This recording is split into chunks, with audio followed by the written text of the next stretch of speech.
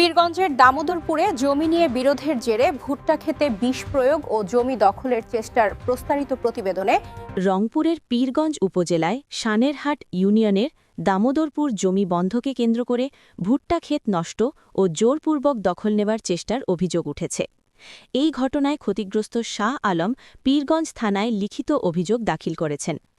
অভিযোগে তিনি উল্লেখ করেন, প্রায় ১৪ বছর আগে বিবাদী মেহেবী হাসান পিতা আজিম উদ্দিন বড় পাহাড়পুর গ্রামের বাসিন্দা টাকার প্রয়োজন হওয়ায় তার ছেলে ইউসুফের নিকট ৪৩ শতক জমি বন্ধক রাখেন।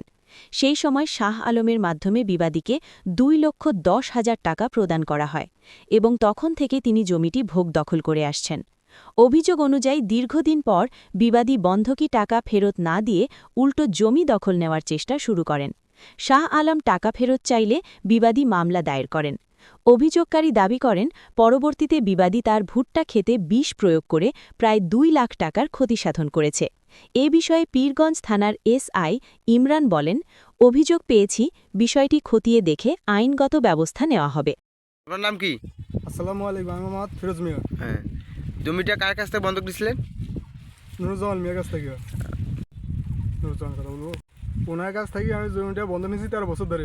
এখন ইদারিং শুনতেছি যে মেহেদী হাসান নাকি এই জমিটা কলা করছে। টাকাটা আছে বন্ধকি টাকাটা, এটা আমি ব্যাগ চাইছিলাম। হ্যাঁ, সেই জমি টাকাটা ব্যাগ না দিয়ে উনি মনে করেন যে কীটনাশক ব্যবহার করছে। কয় শতক মাটি এখানে? ৪৩ শতাংশ জমি। এটা হলো কে কীটনাশক ব্যবহার করছে? মেহেদী হাসান নিজেই করছে। ঠিক।